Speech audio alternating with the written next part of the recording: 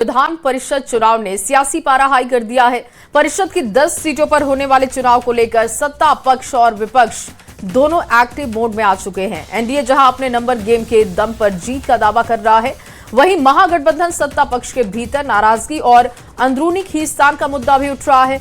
और ऐसे में एमएलसी चुनाव अब सिर्फ सीटों की लड़ाई नहीं बल्कि राजनीतिक ताकत दिखाने की जंग बनता जा रहा है। दिखाते हैं आपको ये रिपोर्ट। 28 जून को बिहार विधान परिषद की 9 सीटों का कार्यकाल खत्म हो रहा है, जबकि एक सीट पहले से ही खाली है। ऐसे में कुल 10 सीटों पर चुनाव होने हैं। सबसे ज्यादा 4 सीटें जेडीयू के कोटे की खाली हो रही हैं। बीजेपी और आरजेडी की 2-2 सीट, जबकि कांग्रेस की 1 सीट का कार्यकाल खत्म हो रहा है। मई के आखिरी हफ्ते में चुनाव की घोषणा हो सकती है। निशांत कुमार और दीपक प्रकाश का उम्मीदवार होना तय माना जा रहा है, जबकि अन्य नामों पर चर्चा चल रही है। एक नजर सीटों पर। जेडीयू की 4 सीटें, बीजेपी की 2 सीट, आरजेडी की 2 सीट और कांग्रेस की 1 सीट पर चुनाव होने हैं। वहीं जेडीयू से नीतीश कुमार 30 मार्च को इस्तीफा दे चुके हैं और उसके बाद ये सीट भी खाली है।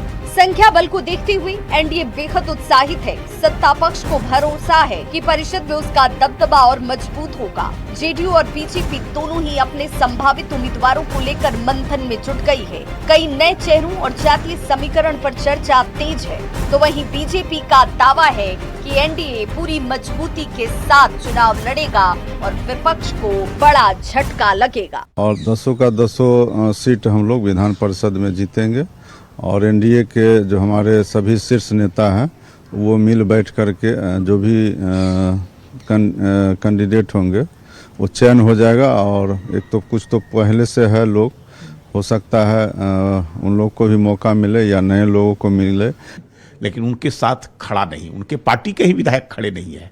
तेजस्वी के कारण, तेजस्वी के उनके काम करने के तौर तरीके या तेजस्वी की दादागिरी के कारण उनके विधायक खुश नहीं है, तड़फड़ाहट में है। तो ये उम्मीदवार तय करेंगे। अब किसको करेंगे उम्मीदवार? परिवार से करेंगे न तो पैसे के बल पर करेंगे, यही 2 उनका आधार रहता है। तो उम्मीदवार तय करेंगे, विधायक उनको वोट नहीं देंगे। इसलिए 9 जो है एनडीए के पक्ष में आएगा। वहीं आरजेडी इस चुनाव को लेकर एनडीए पर हमलावर है। विपक्ष का दावा है कि सत्ता पक्ष के भीतर सब कुछ ठीक ठाक नहीं है। उम्मीदवार के चयन से लेकर सीट के बंटवारे तक खींचतान जारी है। अभी बिहार में 10 सीटों पे एमएलसी का चुनाव होना है, जिसमें से कि एक नीतीश कुमार जी के द्वारा खाली किया गया है। बिहार सरकार के 2 मंत्री दिलीप जायसवाल जी और मदन सहनी जी कहते हैं 10 सीट पे उनके उम्मीदवार जीतेंगे। संख्या बल देखा जाए तो राजद के कोटे में 1 सीट आती है और राजद उसमें जीतेगी। ये गुंडे मवाली जैसे भाषा का जो ये इस्तेमाल कर रहे हैं कि 10 पे ये कैंडिडेट उतारेंगे, 10 सीट ये जीतेंगे, ये मंत्री के मुंह से शोभा नहीं देता है। दरअसल विधान परिषद चुनाव को राजनीतिक दल अपने अपने शक्ति प्रदर्शन के तौर पर भी देख रहे हैं। यही वजह है कि अभी से बयानबाजी, रणनीति और जोड़ तोड़ का दौर तेज हो गया है। न्यूज़ 18 के लिए पटना से आनंद अमृतराज के साथ ब्यूरो रिपोर्ट। अब देखिए, सम्राट चौधरी के सीएम बनने के बाद पहली बार आईपीएस और आईएएस अधिकारियों का तबादला किया गया है। बिहार में 16 आईपीएस अधिकारियों का तबादला किया गया है। परेश सक्सेना डीजी और सैनिक सुरक्षा बने हैं। वहीं निर्मल कुमार आजाद डीजी प्रशिक्षण और Sudhanshu Kumar ADG law and order के साथ एडीजी यातायात के अतिरिक्त प्रभार में रहेंगे। अमित कुमार जैन ईओयू के एडीजी बने हैं। नैयर हसनैन खान को बीसैप का एडीजी बनाया गया है। Doctor Kamal Kishore Singh ADG railway बने हैं, जबकि अमित लोढ़ा एडीजी तकनीकी सेवा और संचार बने हैं। वे एडीजी सुरक्षा के अतिरिक्त प्रभार में भी रहेंगे। अमृतराज एडीजी साइबर अपराध एवं सुरक्षा इकाई बने हैं। इसके साथ ही विकास वैभव मगध रेंज गया जी के आईजी बनाए गए हैं। एम सुनील नायक एडीजी मानवाधिकार और विनय कुमार मद्य निषेध के एडीजी बने हैं। रविंद्रन शंकरण एडीजी राज्य अपराध रिकॉर्ड ब्यूरो, जबकि मनोज कुमार को शाहबाद रेंज का डीआईजी बनाया गया है। उपेंद्र कुमार शर्मा को मुजफ्फरपुर का आईजी, संजय सिंह को आईजी प्रोविजन और के सुरेश कुमार को आईजी आधुनिकीकरण बनाया गया है। और देखिए, सम्राट सरकार में प्रशासनिक फेरबदल किया गया है। बिहार में 11 IAS ऑफिसर का भी तबादला किया गया है। मुख्यमंत्री सचिवालय में भी फेरबदल किया गया है। संजय सिंह और लोकेश कुमार सिंह मुख्यमंत्री के सचिव बने हैं। कुमार रवि को स्वास्थ्य सचिव बनाया गया है। वहीं संतोष मल्ल को आपदा विभाग का प्रधान सचिव बनाया गया है। लोकेश कुमार सिंह को सचिव पर्यटन विभाग बनाया गया है, जबकि संजय कुमार सिंह को वित्त विभाग का सचिव बनाया गया है। मनोज कुमार सिंह को स्थानिक आयुक्त बिहार भवन नई दिल्ली का प्रभार सौंपा गया है। चंद्रशेखर को जल संसाधन विभाग बनाया गया है। इसके साथ साथ अभय कुमार सिंह को सचिव निर्माण विभाग बनाया गया है और अतिरिक्त प्रभार भी दिया गया है। प्रभाकर को प्रबंध निदेशक बिहार राज्य उत्तर पावर डिस्ट्रीब्यूशन कंपनी लिमिटेड का जिम्मा सौंपा गया है। मिहिर कुमार सिंह को अपर मुख्य सचिव पंचायती राज विभाग बनाया गया है। इसके साथ भी कार्तिक धनजी को सचिव गन्ना उद्योग विभाग बनाया गया है। और चलिए अब आगे बढ़ते हुए आपके सामने एक बड़ी खबर रखते हैं। पटना से ये बड़ी खबर, खत्म होगा विजिलेंस, प्रशासनिक ढांचे में बड़ा बदलाव किया जा रहा है और निगरानी पर सरकार का बड़ा फैसला है। निगरानी अन्वेषण ब्यूरो समाप्त होगा। पहले के जैसे कार्रवाई होती रहेगी। कैडर को समाप्त करने का फैसला हो रहा है। निगरानी के अधिकारी होंगे समायोजित और बिहार पुलिस में इनको समायोजित किया जाएगा। डीएसपी, इंस्पेक्टर और एसआई का समायोजन होगा। गृह विभाग के अधीन होंगे अफसर और फैसले से सर्विस लेंथ पर असर नहीं। अधिकारियों की सेवा में कोई रुकावट नहीं, बस इसको बदलने का फैसला हुआ है। तमाम अधिकारियों का समायोजन हो जाएगा। प्रशासनिक ढांचे में यह बड़ा बदलाव आप कह सकते हैं। निगरानी पर सरकार का बड़ा फैसला है। निगरानी अन्वेषण ब्यूरो जिसे खत्म किया जा रहा है। अमित ज्यादा जानकारी के साथ जुड़ चुके हैं। अमित, निगरानी को लेकर यह फैसला सरकार ने किया है, इसके पीछे मकसद क्या है? देखिए, इसके पीछे का जो मकसद है कि निगरानी में जिनकी नियुक्ति होती थी वो होल लाइफ जो है पूरी सेवा जो है अपनी निगरानी में दिया करते थे, लेकिन अब ऐसा नहीं होगा। निगरानी के द्वारा जो है कार्रवाइयाँ की जाएगी। भ्रष्ट लोक सेवकों के विरुद्ध या दूसरे जो लोग हैं उनके विरुद्ध कार्रवाइयाँ की जाएगी।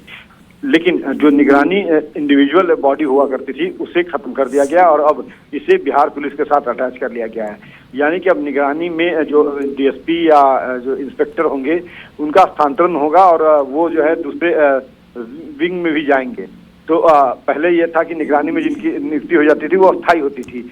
कई ऐसे पदाधिकारी थे जो पूरी सेवा जो है अपनी निगरानी में ही काट देते थे, लेकिन अब ऐसा नहीं होगा। अब जो है उनकी भी बदलाव, उनकी भी जो है स्थानांतरण होंगे, चाहे वो लिपिक हो, चाहे वो एसआई हो, चाहे वो एएसआई हो, चाहे डीएसपी हो, सभी के जो है वो स्थानांतरण होगा, तबादला होगा। और इससे ये फायदा होगा क्योंकि इसको लेकर कल हमने पुलिस मुख्यालय के शीर्ष अधिकारी से बात किया कि ऐसा फैसला क्यों किया गया है, इसके पीछे का मोटिव क्या है, जो सवाल हमने पूछा है।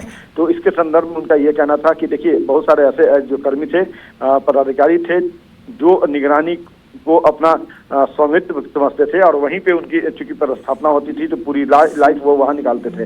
उनके ऊपर भी कई आरोप होते थे, बावजूद इसके वो निगरानी में रहते हुए बच जाते थे। अब ऐसा नहीं होगा। अब सबका स्थानांतरण होगा और सभी की कार्यशैली की जो कहते हैं रिपोर्ट बनेगी और उसकी जांच भी होगी। जांच के आधार पर कार्रवाइयाँ उन पे भी सुनिश्चित की जाएगी और इसीलिए जो है निगरानी जो अन्वेषण ब्यूरो था, इसके जो ये जो विंग के तौर पर इंडिविजुअल काम कर रहा था उसको अब समाप्त करके यहाँ पे जो भ्रष्ट लोग हैं उनके विरुद्ध एक्शन जरूर किया जाएगा, लेकिन निगरानी को खत्म कर दिया गया। जैसे की सैप है तो बीसैप में जो है जो जाएंगे उनको बीसैप में ही होल लाइफ रहेंगे। सीआईडी में जाते हैं तो होल लाइफ सीआईडी में रहते हैं। उसी तरह से निगरानी में भी पदाधिकारियों का पदस्थापन होता था तो वहीं पे वो पूरी सेवा काल निकाल लेते थे, जिसे अब खत्म कर दिया गया है। बहुत शुक्रिया अमित तमाम जानकारी के लिए। आज सोमनाथ अमृत महोत्सव में शामिल प्रधानमंत्री नरेंद्र मोदी होंगे। सुबह 10:15 पर सोमनाथ मंदिर में विशेष महापूजा करेंगे। कुंभाभिषेक और ध्वजारोहण में भी शामिल पीएम होंगे। पीएम स्मारक डाक टिकट विशेष सिक्का भी जारी करेंगे। सुबह करीब 11 बजे सूर्य किरण एयर शो का भी आयोजन होना है। तो स्मारक डाक टिकट प्रधानमंत्री नरेंद्र मोदी जारी करने वाले हैं। विशेष सिक्का भी पीएम जारी करेंगे। इसके साथ साथ 11 बजे सूर्य किरण एयर शो का आयोजन रखा गया है। और वहीं पटना का एक अड़े मार्ग, जिसे लंबे समय से मुख्यमंत्री आवास के नाम से जाना जाता रहा है, अब इसका नाम बदल गया है। अब से सीएम आवास को लोक सेवक आवास के नाम से जाना जाएगा और आज से इसे लेकर विधिवत बोर्ड भी लगाया जा चुका है। ये तस्वीर हम आपको दिखा रहे हैं और अधिक जानकारी इस पर संवाददाता अमित कुमार दे रहे हैं, उनकी रिपोर्ट आपको दिखाते हैं। एक अन्य मार्ग लंबे समय से मुख्यमंत्री आवास के तौर पे जाना जाता था, लेकिन अब यह एक अन्य मार्ग जो है वो लोक सेवक आवास के तौर पे जाना जाएगा। देखिए यहाँ पे जो है वो बोर्ड भी लगा दिया गया है और अब जो है एक अन्य मार्ग को लोग जो है मुख्यमंत्री आवास नहीं बल्कि लोक सेवक आवास के तौर पे जानेंगे। और ये बदलाव जो है वो किया गया है, नोटिफिकेशन भी इसको लेकर जारी किया गया और अब विधिवत तरीके से यहाँ पे लोक सेवक आवास का जो है वो सिलापट भी लग गया है, बोर्ड भी लग गया है। और यहाँ पे जो मुख्यमंत्री हैं सम्राट चौधरी वो यहाँ पे आ चुके हैं और लोगों की सेवा जो है वो मुख्यमंत्री का करने का दायित्व है और उसी ध्येय के साथ मुख्यमंत्री आवास का जो नाम है बदल करके लोक सेवक आवास किया गया है। इसको लेकर के जब बात हुई मुख्यमंत्री से तो उन्होंने साफ तौर पे कहा कि लोगों का सेवा करना दायित्व है सरकार का और यह दायित्व का निर्वहन हम करेंगे। हमारे ऊपर जो जवाबदेही जिम्मेवारी जो एनडीए के विधायक के तरफ से दिया गया समर्थन जो मिला और उसी आकांक्षा और उम्मीदों पर खरा उतरना है, तो ऐसे में लोक का सेवा जो करना है लोगों का वो महत्वपूर्ण होता है और उसी के तहत अब मुख्यमंत्री आवास को भी जो है लोक सेवक आवास कहा गया है और नामकरण किया गया और अब इसको लेकर के यहाँ पे देख सकते हैं हमारे पीछे बोर्ड भी लगा दिया गया है। कैमरा पर्सन दीपक के साथ अमित कुमार, न्यूज 18 पटना।